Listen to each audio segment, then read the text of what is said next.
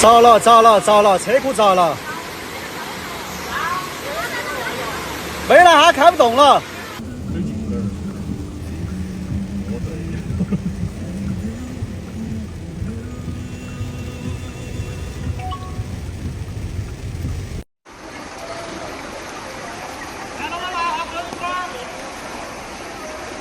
On July 3rd, 2025, Chengdu, the capital of Sichuan Province in China, was hit by an unusually intense rainstorm, causing massive flooding that severely damaged infrastructure, homes, and economic activities.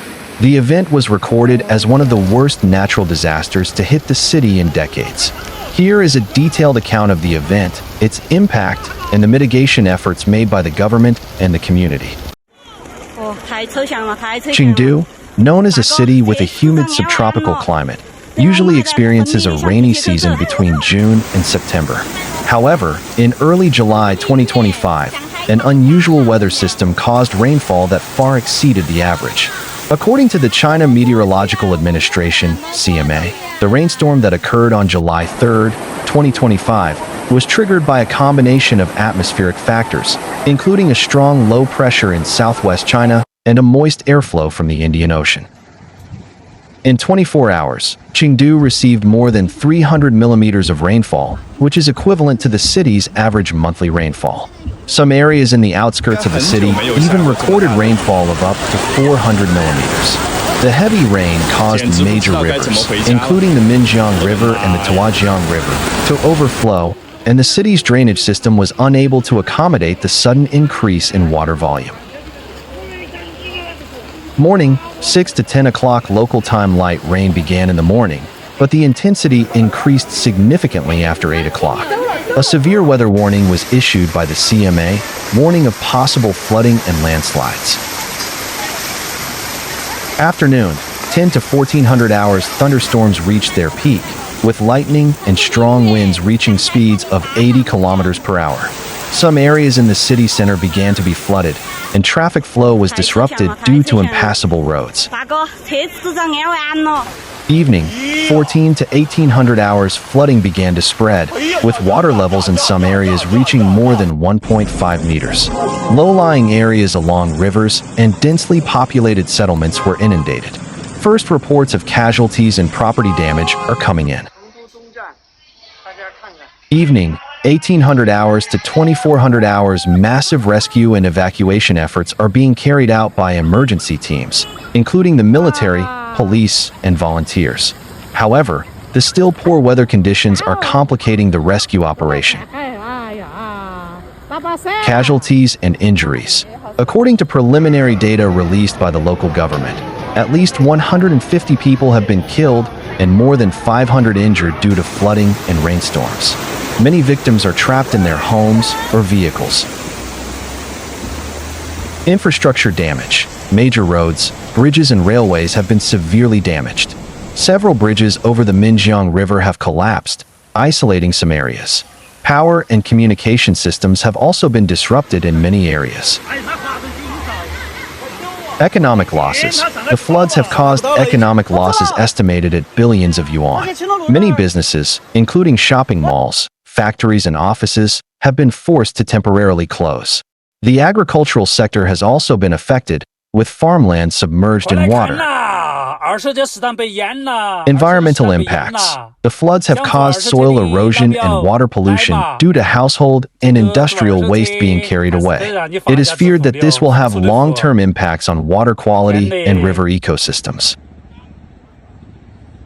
Mass evacuation. More than 100,000 residents were forced to evacuate to emergency shelters set up by the government.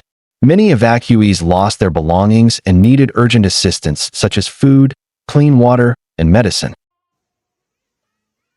Rapid government response. The Chinese government mobilized massive resources to deal with the disaster. Rescue teams, including the military and police, were deployed to carry out evacuations and distribute aid. The Chinese president also issued a statement reaffirming the government's commitment to helping the victims. International assistance. Several countries and international organizations, such as the United Nations, UN, and the International Red Cross, offered humanitarian assistance. This assistance included food supplies, medicine, and medical teams. Community support. The people of Chengdu and neighboring cities showed great solidarity. Many volunteers stepped in to help with evacuations, distribute aid, and provide moral support to the victims. Long-term recovery.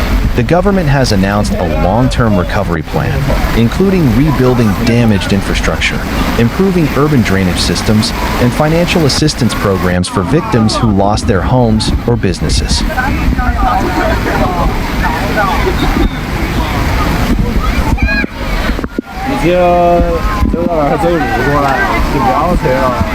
不要下了嘛，幸亏我落得快啊！你看好深的水，不然亏得裤儿都没得了。这玩意儿这风险真大。The Chengdu Meteorological Observatory changed the orange heavy rain warning signal to the red heavy rain warning signal at 5:10 p.m. on July 3rd. Most roads in Jinjiang District, Qingyang District, Jinyo District, Wuhou District, Chenghua District, West High-Tech District, and South High-Tech District will experience more than 100 millimeters of rain in 3 hours, or the rainfall intensity will reach more than 70 millimeters per hour. The reporter went straight to the afternoon rush hour amid heavy rain in several parts of Chengdu. The disaster highlights the vulnerability of megacities like Chengdu to the impacts of climate change. Experts warn that the frequency and intensity of extreme weather, including rainstorms and floods, are likely to increase in the future due to global warming. The government and society need to take proactive measures to reduce disaster risks, such as strengthening infrastructure, improving early warning systems, and instilling awareness of disaster preparedness among the population.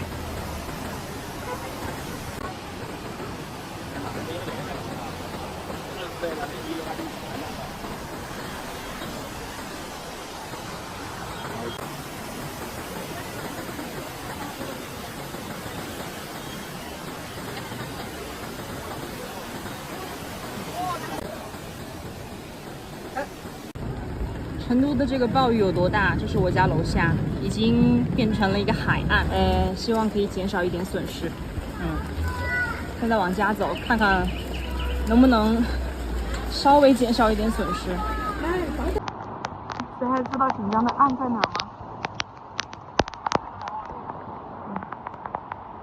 锦江的岸。